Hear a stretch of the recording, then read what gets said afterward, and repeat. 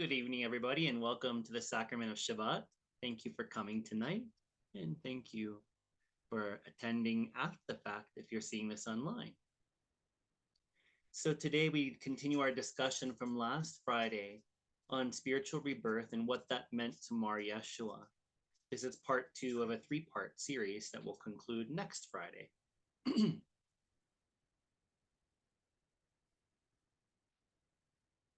So again, just a review of what spiritual rebirth is. Spiritual rebirth means the same thing as to be born again or to experience the birth from above. It's also synonymous with ideas like spiritual regeneration. Spiritual rebirth is an advanced initiation given by Mar Yeshua, the Master Jesus, and he gave this initiation to sincere, ardent, dedicated disciples, his inner circle disciples.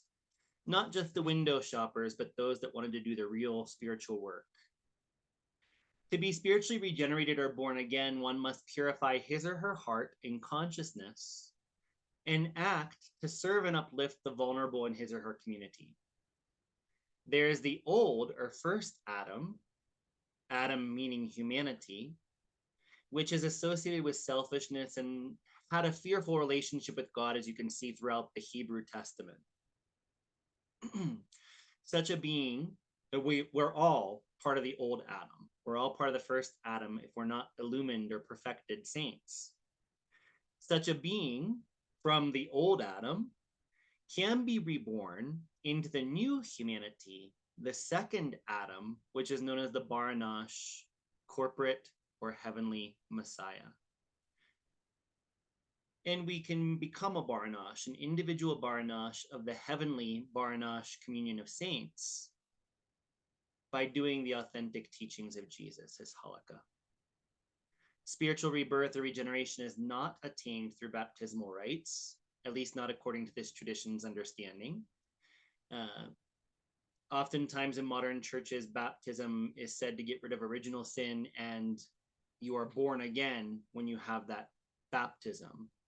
In our tradition, baptism is seen as a mikvah, which is a water lustration, a purifying rite, which is a rite of passage of sorts, a sacrament that says that I fully understand Jesus's halakha, his teachings, and I want to do it. I want to sincerely dedicate myself to transforming my consciousness from selfishness to selflessness, from apathy to the problems in the world and with humanity to empathy and compassionate action. And once that is awakened in our minds and in our hearts, then we can say that I would like to receive the sacrament of baptism. And to such a person, I'd be happy to facilitate that. We have 3 verses that we're going to look at tonight. The first one is from Gospel of Thomas, Logian 70. Here, Jesus is described as having said, when you bring forth that one you have within your hearts, he will perfect you.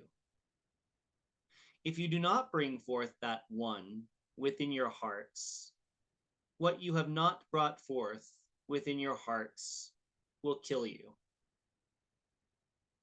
Very interesting Logian from the Gospel of Thomas, which is considered quite historic by most non-biased biblical scholars. Because the words of Jesus, when you roll them back, you can easily see Aramaisms, and you could easily see Jewish customs there, spoken through the Greek that it was written in, and the Coptic that it was written in, depending on which version you're looking at, which scroll you're looking at. So again, Gospel of Thomas, Logian 70 says, when you bring forth that one you have within your hearts, he will perfect you. He'll make you a saint, a tzaddik. If you do not bring forth that one within your hearts, what you have not brought forth within your hearts will kill you. Meaning not physical death, but it means spiritual death. If you don't bring forth this one, then you won't be truly spiritually living. You'll be spiritually dead or spiritually apathetic, so on and so forth, that type of idea. What is that one? That one is the Baranash.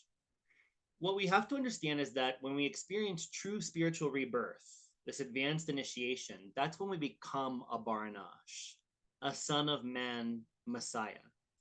And understand that Christ was not the only Christ. Christ was not the only Messiah. Christ and Messiah mean the same thing, anointed. So any human can become anointed and become part of this second Adam, which is called the Baranash, which is the Son of Mankind. It's not the Son of Man, but when you translate it from Daniel, which is where this comes from, the book of Daniel, Son of Man is plural, not a man singular, but it's Son of Mankind. You are part of this whole communion of saints, these purified beings. So if you don't awaken the Baranash within you, because this is our heritage, we are meant to evolve to become a new man or a new woman, filled with spirituality, excited about God, helping to evolve humanity in the earth. That's what spiritual regeneration is that we regenerate ourselves from the old Adam to the new Adam, which is the Baranash, or the new humanity. And yes, each of us becomes perfect, a Sadiq or a Baranash, a son of man, but we're part of the larger Baranash, the Son of Mankind, Messiah, which is a corporate Messiah, a communion of saints. All humanity has this potential. It doesn't matter if you're a Jew or a Christian, it's all humanity. All of humanity is sacred. All of humanity was emanated from the divine. So we all have the same birthright, no matter what religion we have or religion we don't have. All of humanity can become spiritually reborn by embodying pure love and pure consciousness in our thoughts, words, and deeds. And when we're spiritually reborn in such a way, then you bring forth that one which is latent or dormant within our hearts.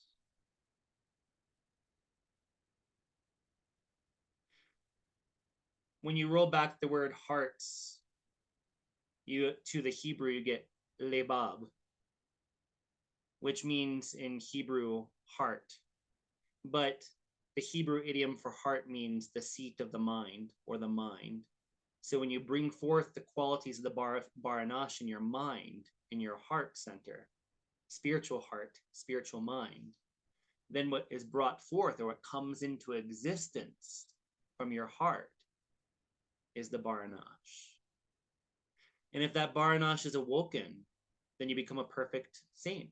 You become a Baranash.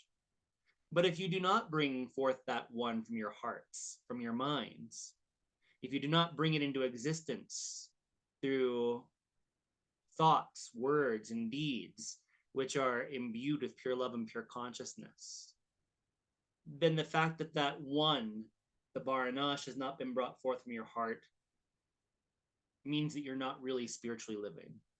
You're still dead. So if you don't bring it forth, then it will kill you.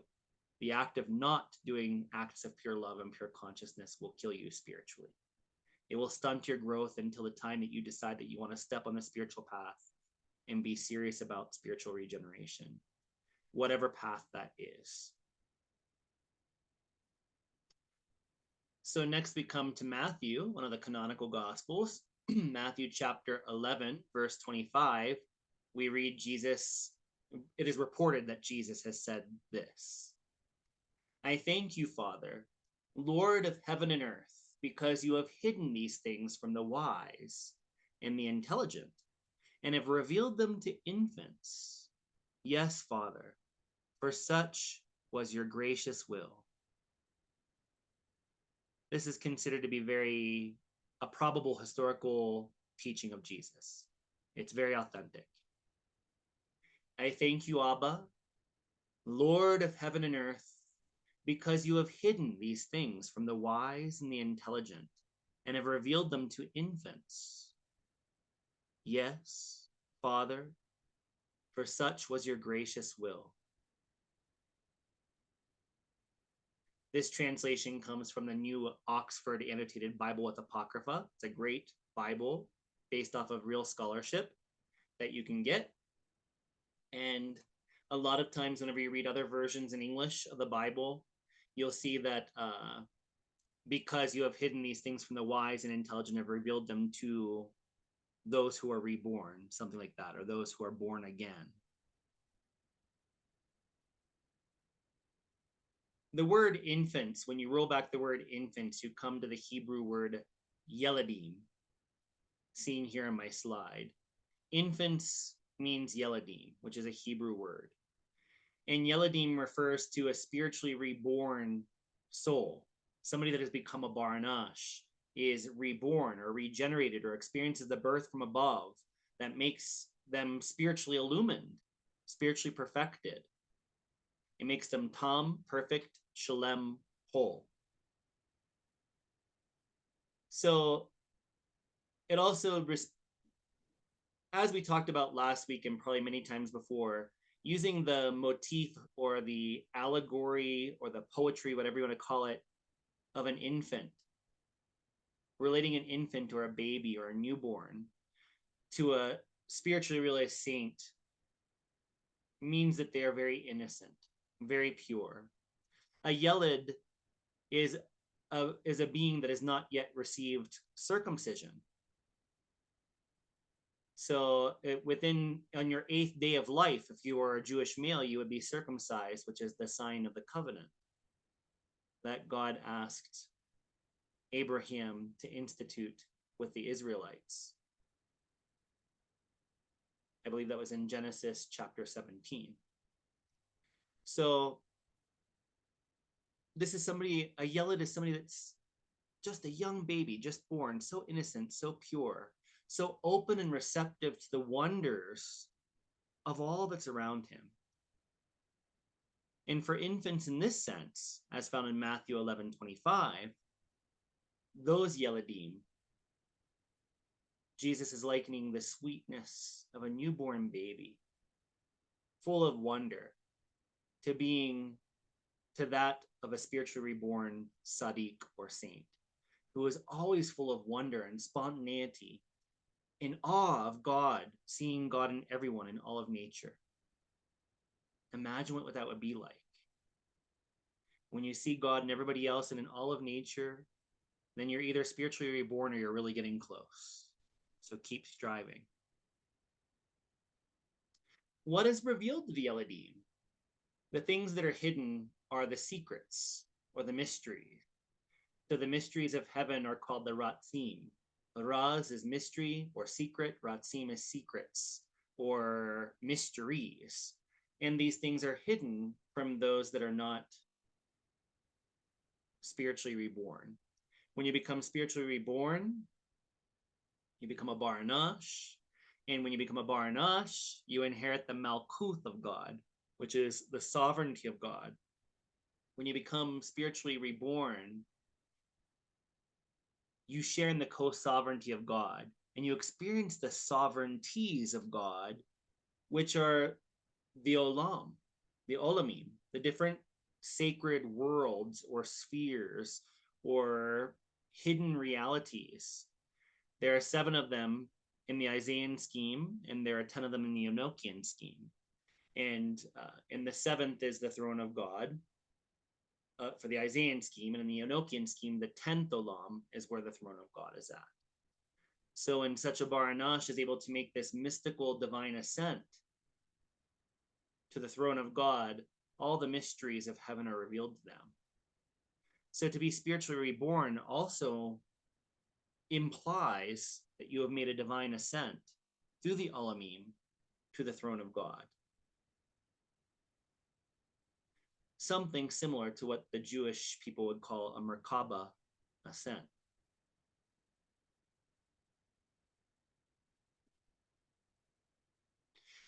Our last verse for the day is from the Gospel of Thomas, Logian 4. An old man will not hesitate to ask a newly born child of 7 days. Again, that's yeladim, a yelid.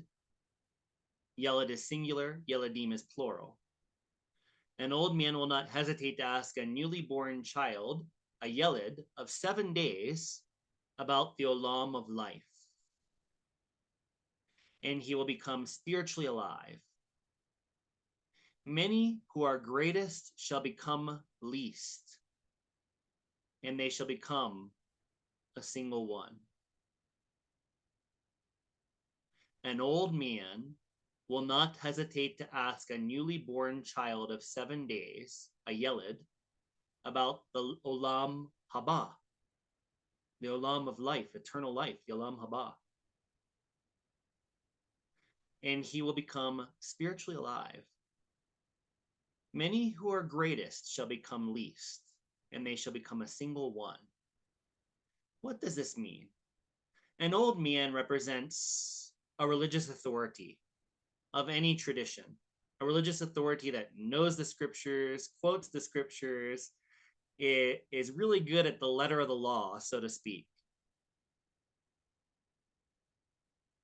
Again, the newly born child of 7 days can mean two things. The first thing, in my opinion, it refers again to a spiritually regenerated being, a saint. So if a person that is a religious scholar comes up to an innocent, spiritually regenerated Baranash, who is innocent, spontaneous, full of love, full of pure consciousness, humble. If such a scholar or religious pundit comes up to a pure saint, then he becomes spiritually alive.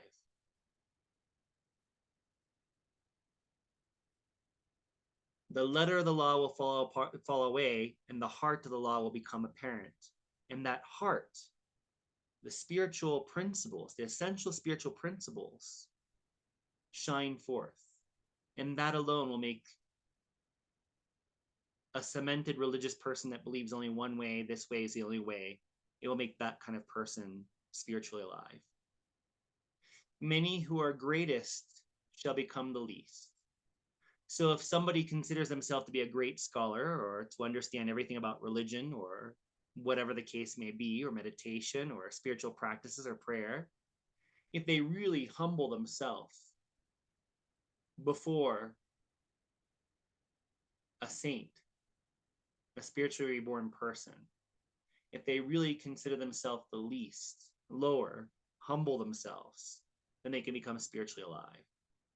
And they shall become a single one, which means they'll be part of the communion of saints, the Baranash, Son of Mankind, corporate Messiah, the second Adam, regenerated humanity.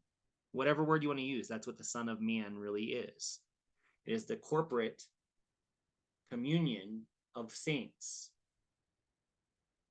And that's what it really means whenever it says, we are all one body and one blood in thee. Thee is the Baranash, the heavenly Baranash, the communion of saints. You become a single one in the Baranash. You merge or become married to the Baranash. And that's what this Shabbat Seder is reminding us of, which is the heavenly messianic marriage banquet. And by Messiah, we mean the corporate Baranash Messiah, in which we celebrate in the offering of bread and wine here the marriage of the individual soul to the heavenly Baranash communion of saints.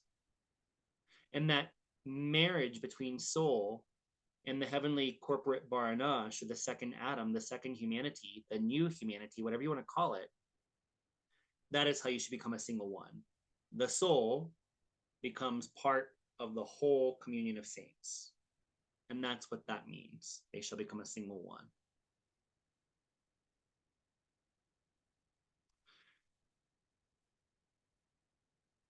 Another interpretation that I've heard from people that are much more intelligent than I is that old man represents me. It also represents religious authorities of the past. And as we all know, religions must evolve or they will die. In this age of reason, people don't want to believe in superstition and myth. They want to understand what really happened, if something happened, and is this teaching going to help me change my life for the better? Will Will believing that, and I don't mean to be blasphemous, forgive me, will believing that Jesus rises from the dead, will that make me a better person? No. But if I really do the teaching of turn the other cheek, love thy neighbor as thyself, if I really do that, I will slowly change the world. If everybody does that, then heaven will come to earth today. As it is, the real hell is here on earth. But if we all turn the other cheek and love our neighbors as ourselves, then right now, earth can become heaven, what it's meant to be. But we have to have a change of heart to do that. We have to let religions evolve. Anything that says that my way is the only way, or if you don't do it my way, you're going to hell, we need to abandon that and look at the essential spiritual principles of Jesus, the probable historical teachings of Jesus. Do that, become a Baranash, and then help with the evolution of the world and humanity. Only when you are a illumined, perfected Sadiq or saint can you really make a true, lasting difference in the world. Even their breath transforms the world for the better. Even their feet touching the ground heals the earth. Even their spit, just like Jesus took mud and mixed it with spit and put it in people's eyes, has healing qualities. It's not myth, it's true.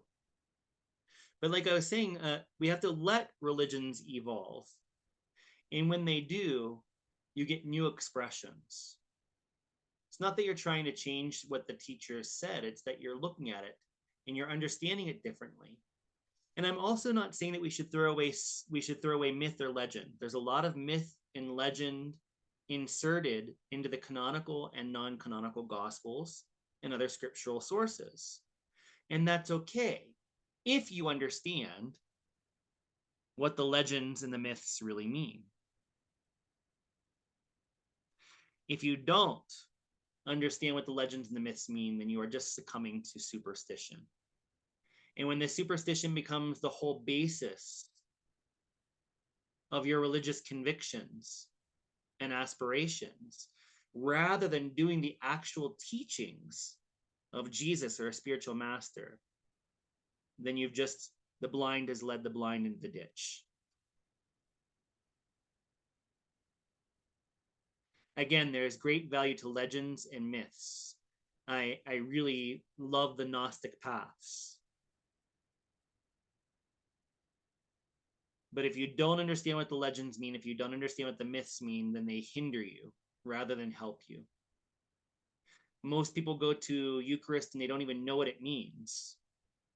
They go to various church ceremonies, and it's in all religions. People that go to churches often don't understand what the symbols mean and the rituals. But when we understand what the symbols and the ritual mean, when we understand what the legends and the myths that are incorporated into the historical teachings of Jesus mean, this can illumine the mind. This can help that one come forth from your heart and help you to become spiritually alive. Help you to experience the Olam Haba, the Olam of life, while living. You don't have to die to become enlightened. You don't have to die to become a Baranash. We could become spiritually regenerated now, very quickly, if we choose to evolve, if we make the decision to seek only God first.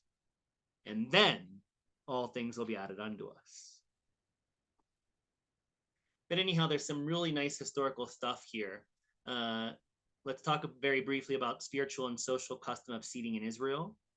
As you see in this picture, Jesus would meet for seders. A seder is a sacred meal of bread and wine, which is what we do here on the sacrament of Shabbat. And the teacher would be at the head of the table, as you could see Jesus here. And then there was a seating ritual. Whoever was closest to the teacher was considered by the teacher to be more evolved. And then as you get farther away from the teacher, those people were less experienced in the spiritual path. And that was the spiritual and social custom of seating in Israel, is that whoever was the host or the teacher, in this case, spiritually speaking, the spiritual master would be at the head of the table, and those who were more advanced would be closer to Jesus. As you see, this being here is usually described as being John the Beloved, and he's resting his head on Jesus's bosom. So that implies that John the Beloved was the most advanced, if you accept that that's John the Beloved. I'll leave that at that. We'll talk more about that in the future. But again, that's why also Jesus says elsewhere in the New Testament, take a lower seat in the congregation so you could be called to come up closer. Because it's more embarrassing if you think yourself great. In these days of Jesus, a lot of people would want to sit closer to Jesus, because the closer you'd sit to Jesus or the Pharisee or the spiritual master, the Rav, the closer you sat to them meant that you believed you were more advanced. So Jesus says always sit further away from the spiritual master during a congregation or a spiritual banquet so that you can be called closer. That way you don't embarrass yourself. And also that way you show humility. So, two possible meanings for the newly born child, the yellet of 7 days. Number one, I already said that. I kind of got off track there. This actually brings me back on track. To me, there are two possible meanings. If an old man, a religious pundit, a religious scholar, somebody set in a religious way, in religious dogma and religious doctrine, if they meet a spiritually reborn saint who is innocent, spontaneous, who sees God in everyone and everything, then that old man becomes spiritually alive, can experience the Olam Haba, the Olam of life now while living. The other idea, again, comes with evolution. Again, I'm an old man, tracing my steps back. I got off track as I usually do. And most of humanity might be called an old man. And they're imbued with older religious viewpoints. But even we can see people of my age, 40-something, 30-something, even 20-somethings, that have a religious sensibilities and an attraction to spirituality. You'll see that if you look at your mother, your grandmother, your great-grandmother, if you're lucky enough to be around her, the further you go back, especially in Christian circles, the more strict and dogmatic it becomes. And as people are born now, today, and into the future, they will also think that what we're talking about now isn't so evolved. Because all of nature, science and religion, arts, it has to evolve. If it doesn't evolve, it dies. So one of my teachers in particular, who I really respect, says that this verse can mean that older generations of people will not be as spiritually developed as people being born today. Because the people being born today are within the evolutionary spiritual current of today. And then 200 years from now, hopefully humanity will continue to progress spiritually and otherwise. And those people will be further along in their understanding than the people of the 1800s, 1900s, early 2000s that we're in now. So because everything evolves, young people will be born that are meant to bring about the new humanity. There will be more and more of these spiritually evolved people coming on the earth now. That's one definition of this. And again, as we talked about in the last verse, the meaning of a newly born child of 7 days is referring to a very young Jewish male, because on the 8th day of life, a Jewish male would be circumcised by their parents, and circumcision is a sign of the covenant with God, with his people in the Hebrew Testament. So again, it's just likening the spiritually awakened soul the spiritually regenerated soul, to a very young, innocent child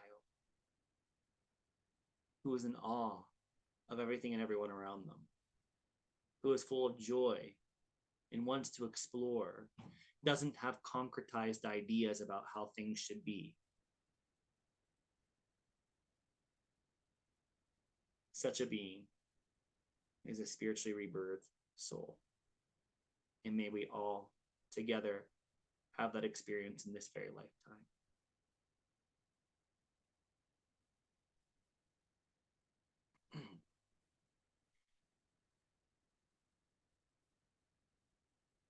Now for our second cup of blessing.